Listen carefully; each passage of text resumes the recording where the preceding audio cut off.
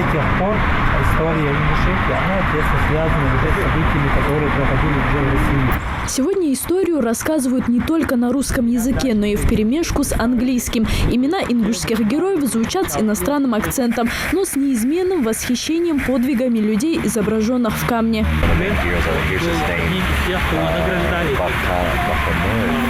И последний защитник Брестской крепости был Варфаной Матгирей, старший лейтенант пограничных войск, выходец из Ингушетии, селения Яндери, буквально расположенные в 10 километрах отсюда. Экскурсия по мемориалу памяти и славы – одна из главных составляющих гастрономического тура. Ведь здесь собрана практически вся история ингушского народа. Кроме того, туристы посетят Аланские ворота и башню Согласия. Мне лично нравится, как ингушский народ, как в хорошем смысле гордятся своим народом. Да? Как человек с Америки, у нас, как кровь перемешана очень. И поэтому я не могу сказать, что у меня уникальный народ, да, и я знаю, например, у нас, мои корни с Европы и из разных стран.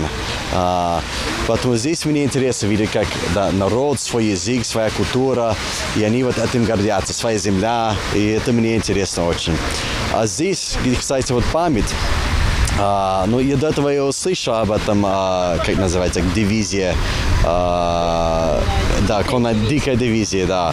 Это, конечно, интересно очень, как они воевали на конях, хотя там были и танки уже в это время, и как они смогли много сделать для своего народа. Гастрономический тур проводится ежегодно Комитетом по туризму Ингушетии с 2015 года. Главная особенность тура заключается в праздничном застолье в честь завершения мусульманского поста. Также этот тур отличается тем, что он бывает лишь раз в году. Впрочем, он вызывает интерес не только у туристов, но и у ингушей. Очень много семей обращаются в туристическое ведомство, чтобы поучаствовать в туре в качестве принимающей стороны. Изначально у нас была договоренность с муниципалами, организациями, которые откликнулись очень активно. Очень много семей захотели принять в себя гостей. Это было очень отрадно и приятно, что местные жители так активно. Даже были, когда поданы объявления, звонили и сами изъявляя желание принять участие местные жители. Конечно, приятно, когда местные так откликаются и хотят принять и рассказать про свои обычаи, традиции, просто пообщаться с туристами. Нагуляв аппетит, во время экскурсии туристы отправляются в гости к ингушским семьям в поисках национального колорита, который лучше всего ощущается в ингушских домах. Одну из туристических групп встречает семья Цуроевых из Назрани. Хозяйка дома Алла спешит познакомиться со всеми гостями, чтобы они поскорее почувствовали себя как дома. Главная тема за столом – прошедшие праздники Маархаш. Гостям было интересно, каким образом они проходят и какие при этом традиции соблюдаются. Дети, они ходят уже по дворам с вечера и каждого поздравляют с праздником, а мы детям специально выносим, покупаем им что-нибудь сладенькое и выносим это им. Вот так угощаем.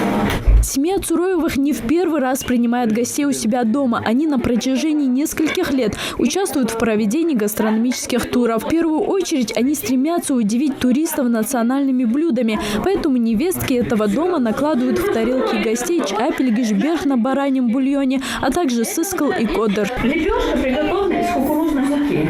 Даже не лепешка, вещи как хлеб, да? Из кукурузной муки. Она подается с другими блюдами. Сейчас вам занесут. У нас называется кодер. Готовится из масла и из творога. Попробуйте. За этим столом собрались люди из разных стран, культур и конфессий. Пятигорск, Коста-Рика, Филиппины. Они говорят на разных языках, но поздравить ингушей с прошедшими праздниками решили на родном языке нашего народа. Марк Аблхо. Мария Эн приехала из Филиппинской республики. Девушка изучает русский язык и учится в Пятигорском университете. Впервые оказалась в Ингушетии, в самом центре Северного Кавказа. Amazed of the hospitality of the English people. Now I know that English people are really friendly and hospitable. Меня очень впечатлило гостеприимство ингушского народа. И я теперь знаю, что они очень дружелюбные. И мне очень понравилось. I really like the corn and you dip it into something. Мне очень понравилось хлеб из кукурузы и макать в этот соус или творог. Здесь состоялся некий диалог традиций и даже конфессий. Прежде чем приступить к еде, к примеру, семья из Коста-Рики прочитала молитву на испанском языке. Это обязательная семейная традиция перед каждым приемом пищи.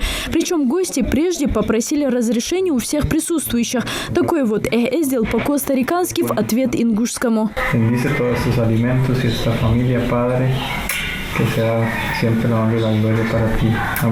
Для костариканцев важны семейные ценности, говорит Роберт Мелендес. Ингушетия с Коста-Рикой в этом плане очень близка, заметил он. Ведь здесь Роберт ощутил тепло семейного очага. Для меня почти все новый, потому что все блюда очень вкусные, очень интересные, потому что в Коста-Рике наши блюда очень разные, да. Totally different, yeah. Очень отличается. Да. How to say that? The way they serve us. То, как вы принимали нас здесь.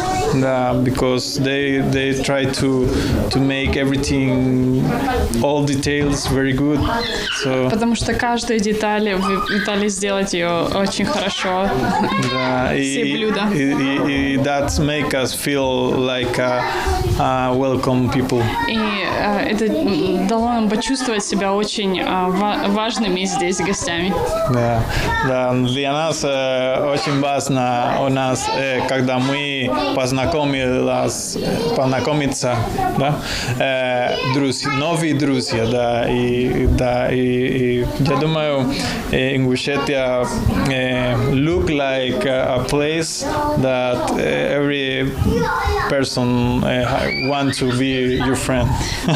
Ингушетия кажется таким местом, где каждый хочет быть твоим другом. В самом начале гости чувствовали некоторое стеснение в непривычных условиях, но со временем создалось ощущение, будто эти люди встречаются не в первый раз.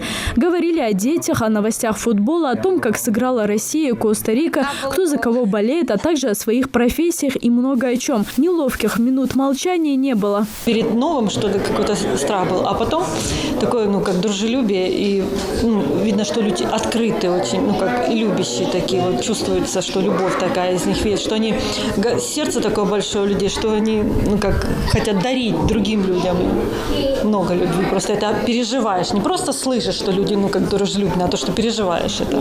Для меня удивило то, что они столько поколений знают своего рода, то, что не все знают. Например, вот мы про дедушек, от силы знаем, кто, а тут, за столько показать, 2 века, считай, они знают поколение, что не чтят, уважают и почитают, потому что многие люди очень, стерлись традиции, уже не почитают дети взрослых, то есть, что обидно.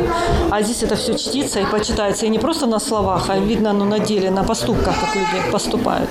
Встреча получилась по-настоящему семейной. Дети сдружились и начали играть, ведь им для этого не нужно знать иностранные языки. Перед прощанием семья Цуроевых вручила своим гостям небольшие сувениры. Платки, как традиционный атрибут Мархаш, а также магнитики с изображением Ингушетии. Залина Магушкова, Рахман Цуров, Новости 24.